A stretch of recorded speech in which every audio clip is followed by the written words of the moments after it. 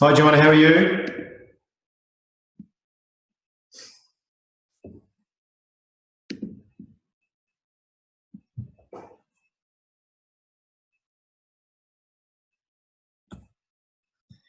How are you all?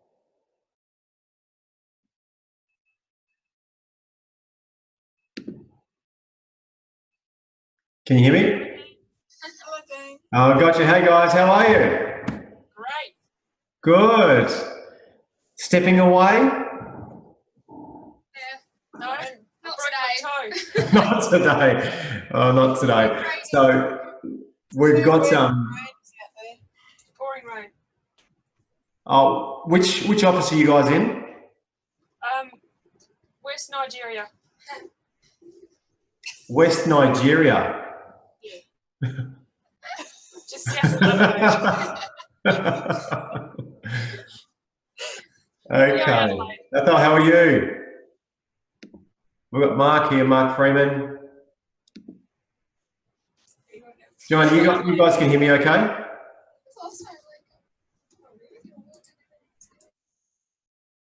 Hey, Mark.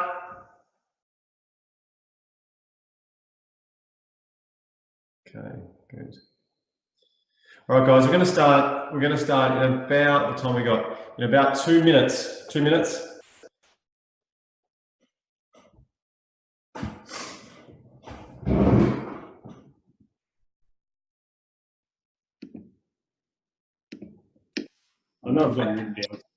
Hey, Mark, how are you? Greetings, Dean. How are you? Good, mate. Who else you got there? We have James. James. How are you, buddy? How you going? We have the one and only Marco. Marco. Very good. Very good. We're just waiting for, we've got about 6 in so far. 6 groups in. I'll just wait for a couple more minutes. Oh, Tom Braden. Cool. Just wait 1 more minute.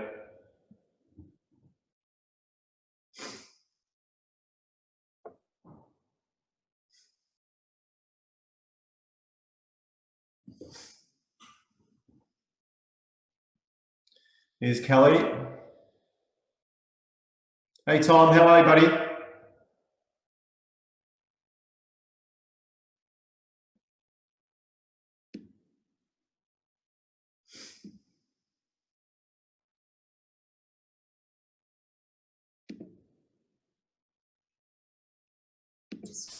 It feels like a mini cruise. Yeah. Kelly, you there? Sam.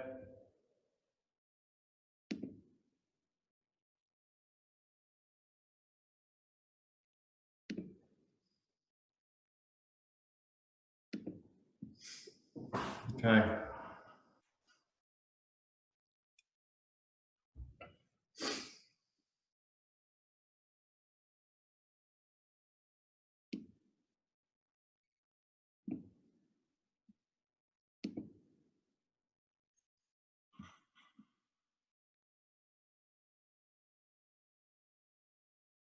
Kelly, can you hear me? There's no one in your room at the moment. All right, we're going to start in 30 seconds, guys. Can everyone see my slideshow okay? Everyone see the slides? Yep.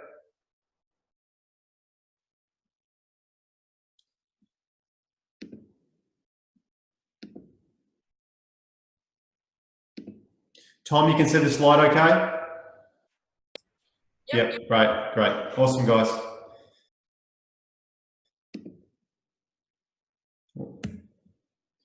Okay, let's get started. Not waiting on anyone else. I think everyone so far will come in as we go.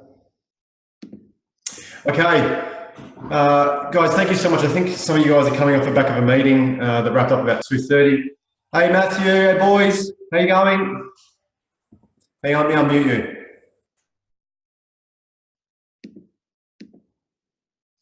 So, guys, day 10 of we've got a bit to get through today, so I'm going to do it as brief as possible. As you know, this platform of discussion is more of a presentation style. There's not a lot of interaction going on, but we've got some really good stuff to get through. And I suppose the topic of conversation today, as you can see in this Lunch and Learn, is turning rituals into habits. And I suppose the main reason why I had this as a topic of discussion was because I looked at your patterns of stepping throughout the week, which were fantastic, but then I saw a bit of a fall away over the weekend. So I'm not necessarily sure what happened over the weekend, but I thought it would be a really good opportunity to look at ways in which we can take these rituals that we're forming into habits. So if I can just push across. Okay, guys, quickly on the agenda here. I'm going to do a very quick mid-challenge review. I'm going to go through the current steppers and shakers. So basically, the current steppers and shakers are the ones that really over the last 3 to 4 days have really stepped up. So the top 12 have started to shift a little bit, which is fantastic. I'm going to share with you the National Physical Activity Guidelines for Australia, for Australians. A strategy around rituals into habits. There's two concepts that I want to talk to you about, and that's the formula for change, number one, and the second one is, I'm sure you are all familiar with this, is the stages of behavior change. Okay, really, really important and quite valuable. Item number 3, 21 days to form a habit, a huge question mark. If I had $1 for every time I heard or someone said it only takes 21 days to form a habit, right? I sort of want to debunk that in regards to 21 days. We're going to explore that 21 days and how long it actually takes to form a habit. And then I've just designed a very simple Blast One habit plan in which we can go and take this stepping into the future and who knows where it goes. We're going to talk a couple of things around turning things to consider. I'm going to touch on the path of least resistance and what that's all about. Briefly look at the pleasure pain principle and obviously the plan itself. Okay, so if I can just move this across here. So as we can see, a really big congratulations to the mid-challenge steppers. We had so we gave out the awards on Monday. I recorded the video on Monday. And we looked at there on the right-hand side, we saw Mr. Reed Clifford taking out the maximum amount of steps at 182,910 steps. I think if you can recall, that's, I think roughly 100,000 steps is about 76 kilometres. So that's a huge amount of stepping, huge amount of walking. And I think by the looks of these numbers, there probably is a combination between the structured activity, okay, the structured activity through the form of sport or something like that, and maybe also that coincidental exercise as well through stepping. So we had Reed sitting up there at number 1. We have Pat, Paul, Nick at 3, Kate, Svetlana, Michaela, Lucas, Chloe, Charles in another 10, Dryden, and Mark rounding off to 12. A very big, once again, a very big congratulations to Judith Ferry and Alice Draper. You can see some of those shifts in steps, starting off at 3,000 steps for Judith and hitting that 10,000 step target, which is absolutely fantastic. And obviously Alice there as well, huge steps from 8,000 steps, 8,600 steps, all the way up to 21,718 steps. Now, Judith and Alice were awarded based on percentage of improvements, okay, which is something that that I do like to award. And then looking at the most consistent teams, this was based on percentage of consistency and improvement as well. We had Darwin in at number 1, Dirmut, that's Melbourne, not Melbourne, Melbourne. And in the Philippines, I think we had a very small team in the Philippines, but the good thing is we had the consistency there, which is really good. In regards to some stats, guys, just check out some of these stats. Everyone said that okay? Can you all see the screen okay? What I really liked about this, if you can see it, is we're looking so far, we've got 40%, around about 40% of you guys, of 82 people that are currently part of the challenge, sitting around about 10,000 to 15,000 steps.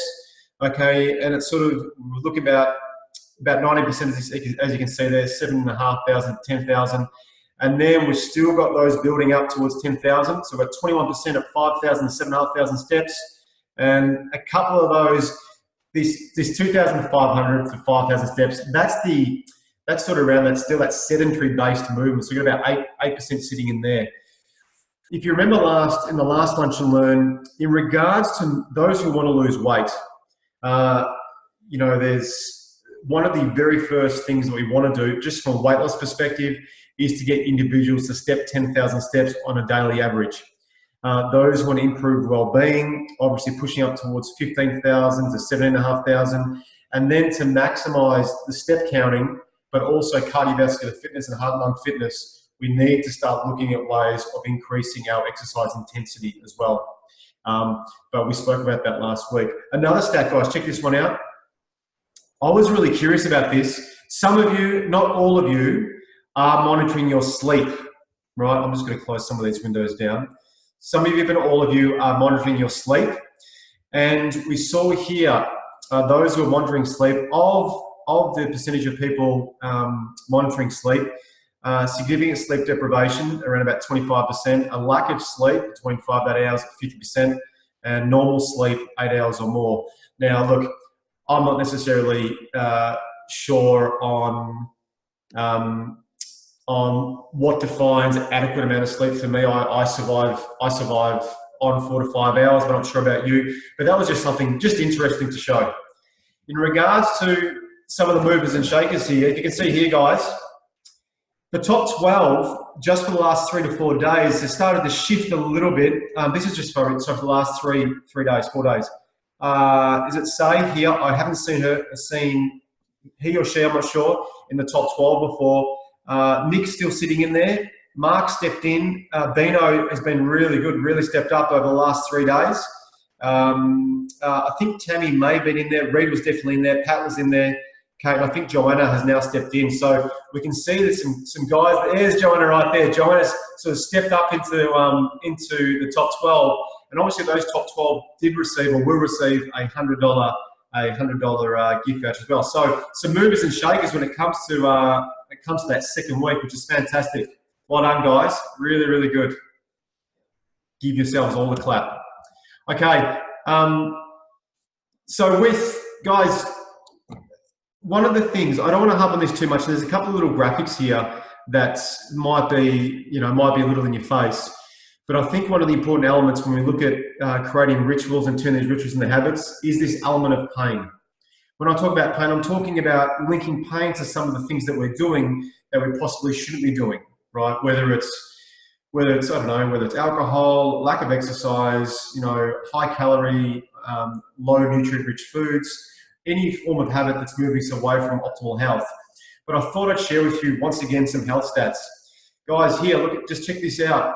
In regards to overweight and those who are obese, as I said last week, 65% of adult Australians are overweight.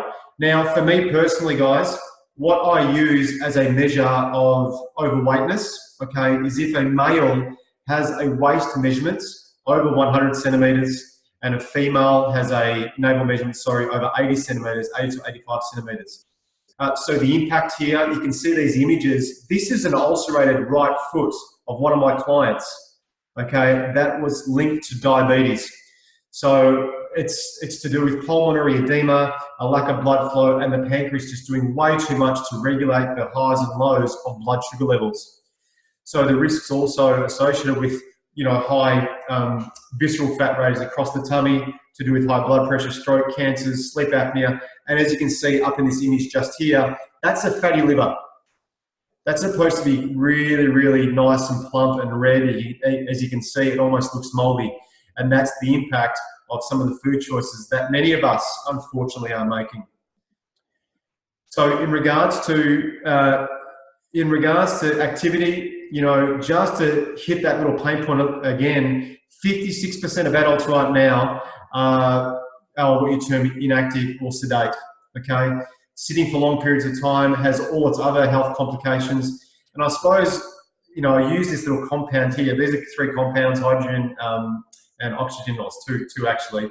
But the reason why I said that is the lack of physical activity just compounds the effect of those physical health risks I've spoken about earlier. Now, when we think about the mental and emotional elements of not using the thing that comes to us for free, we talk about the impact of stress on finances within a business, absenteeism and presenteeism costing businesses up to $10 million a year, and on average 3.2 days off per year. We've got the symptomology associated with, we speak about mental health, anxiety, depression, irritability, a lack of focus, and all that sort of stuff that influences our cognitive development and obviously how we perform.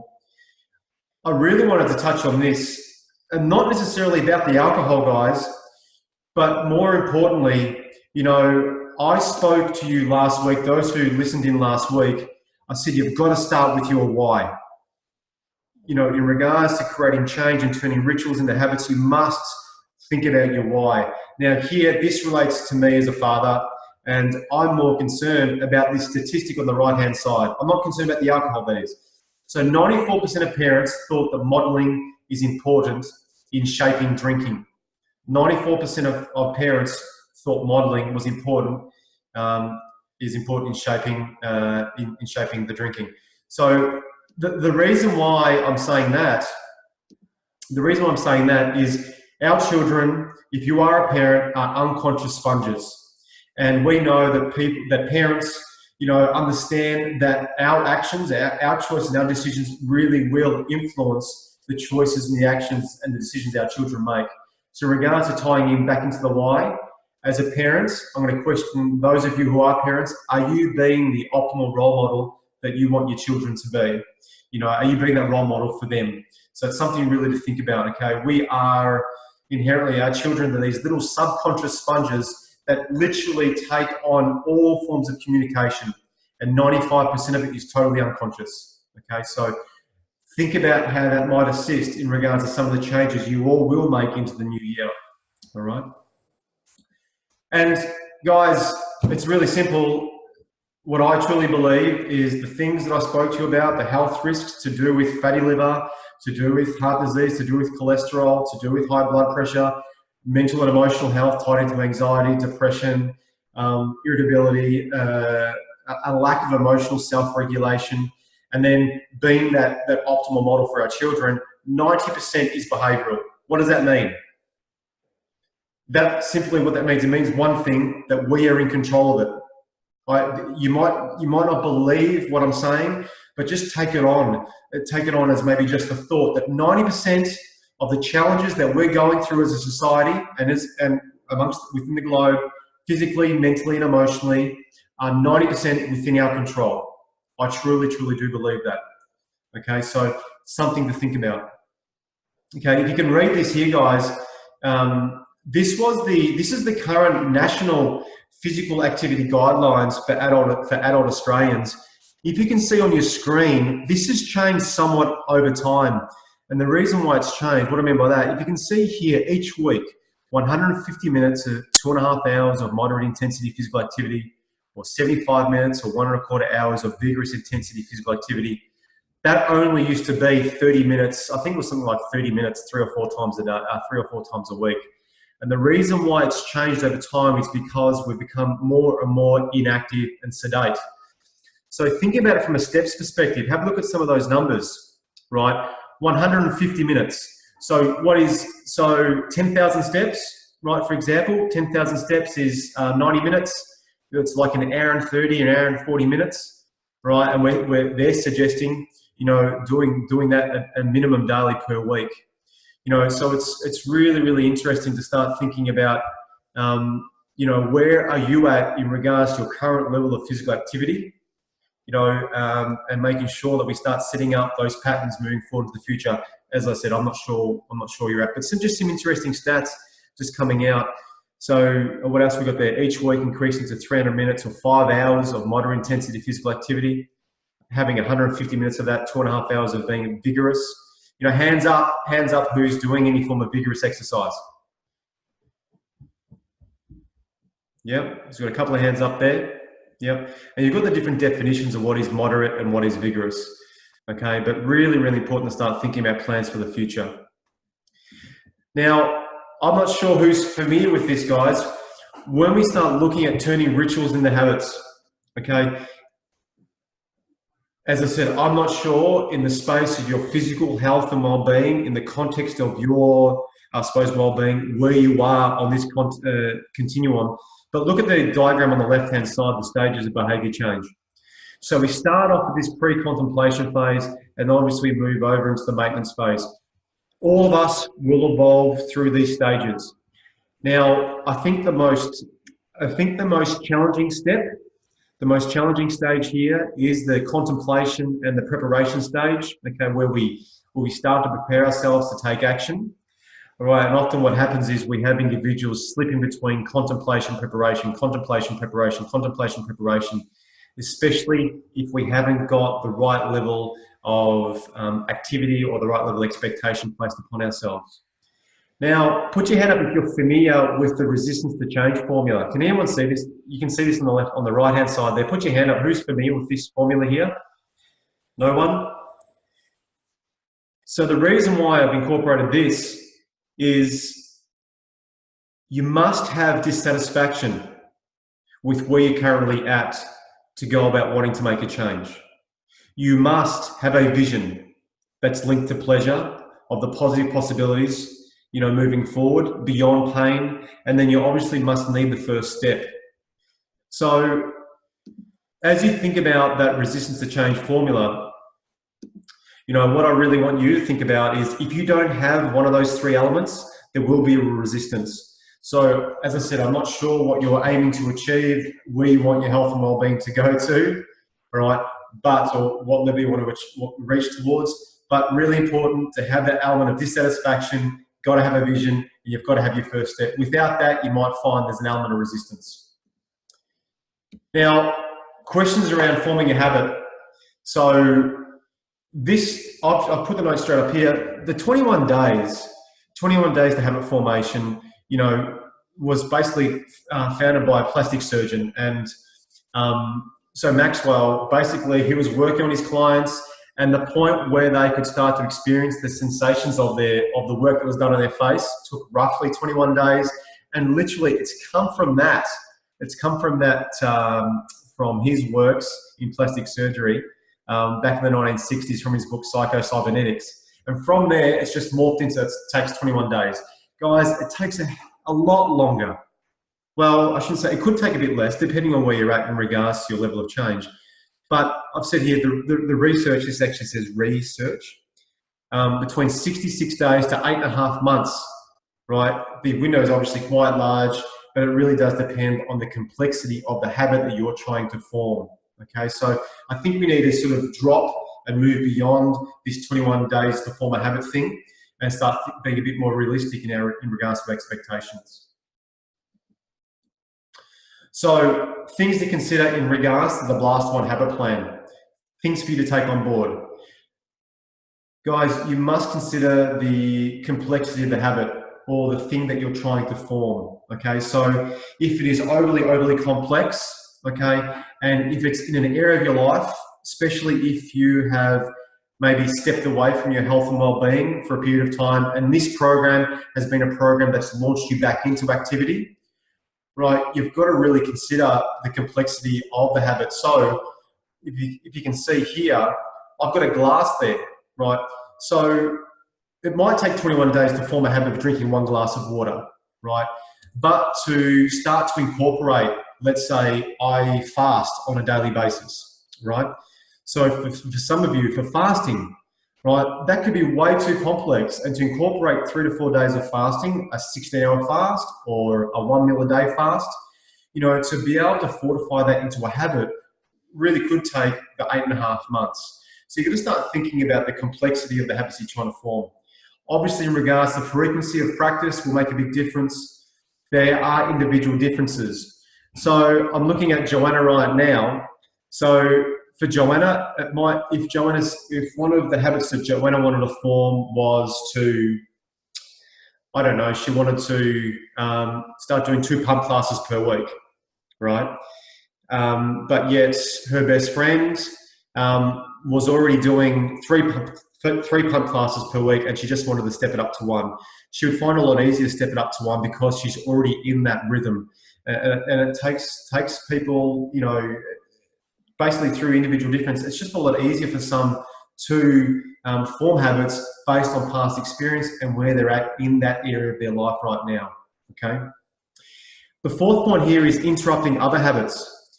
So if you're creating a habit or a ritual that is interrupting other rituals, what you'll start to find is it's going to be harder to form.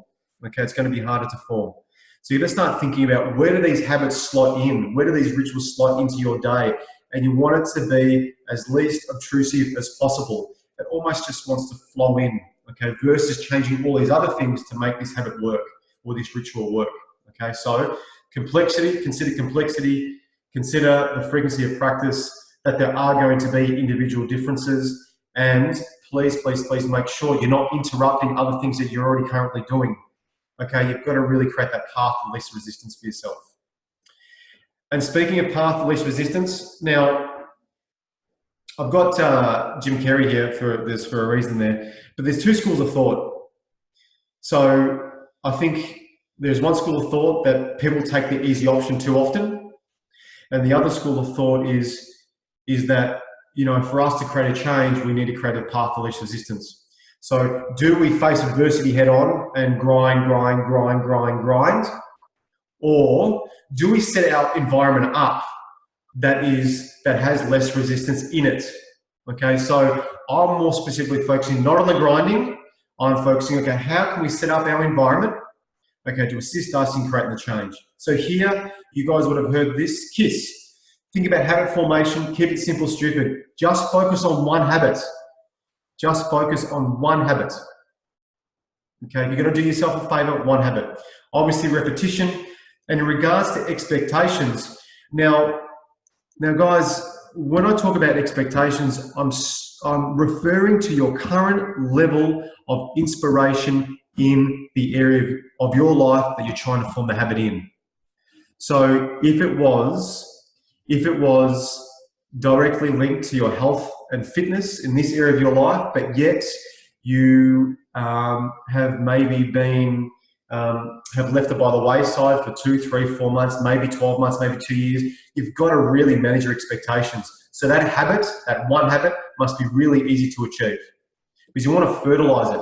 You want to fertilize the soil. You want to develop momentum, and all of a sudden, those little habits, those small habits, will eventually become big ones. Okay, but still, you've got to get those goalposts right. Okay, and I said here, Jim Carrey from Ace Ventura, like a glove. So what I mean by that, same thing. You've got to make sure that the habit that you're trying to form, or the ritual that you're currently creating, must fit into your current lifestyle easily. Okay, if you're changing a lot of things to try and do this one thing, very good chance that, like all New Year's resolutions, they'll fall by the wayside within 1, maybe 2 days.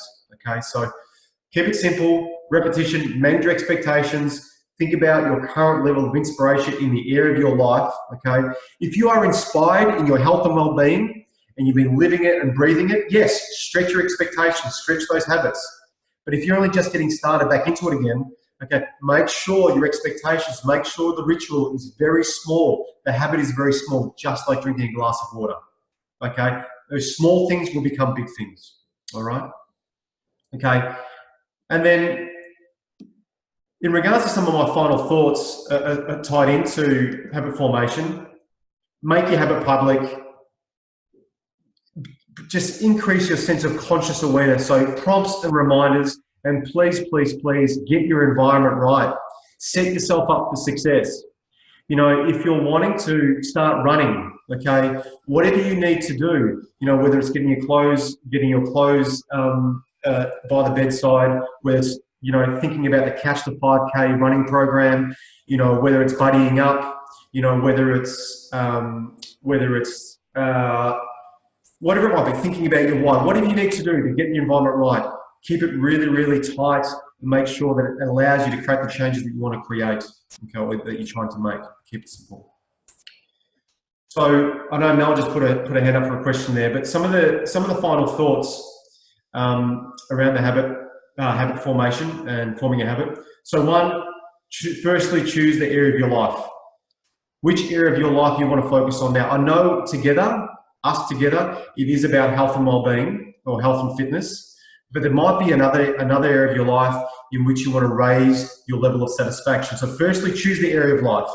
Okay. Remember, so I'll just point you out, Tom Braden. So Tom, if for example, once again, that you are totally inspired in your current level of health and well-being and you're training 5 days a week, you can make those habits that you want to create a lot more complex and a lot more challenging. But for someone else, okay, who is only just getting started, make sure you manage your expectations and make the ritual or the habit, less complex. Okay. One, get dissatisfied. So step number 2, here, get dissatisfied. Right? You remember we spoke about the resistance for change. You've got to have an element of dissatisfaction, okay, in your current level of health and well-being or whatever area of your life that you're focusing on. Number 3, choose one habit. Just choose one habit, okay? Number 4, move beyond the pain now. And I said here, create a vision of success. So link as much pleasure that you possibly can to achieving that one habit. Think about it. How is achieving this one habit of direct value and benefit to you? Get more and more and more of your whys. Think about it. Link it back to what's important to you, okay? All right, SMART goals, so go out and step it out. Specific, meaningful, as if now, only relying on you, and put a date on it, put a time on it, okay? In regards to habit formation, all right, forming that habit. And here, slot the ritual in. Make sure it doesn't disrupt the rest of your day, okay? And it doesn't disrupt other rituals and other habits that you've already solidified. Number 6, know your first step, okay? Make sure you know your first step so you can act on it straight away, so you can act right now, and then you can go about celebrating those victories more often. Now, with celebrations, guys, now remember, when you celebrate, you hit the pleasure centers in your brain. So do you think if you hit the pleasure centers of your brain, are you more likely to do it? Yes or no? Up or down?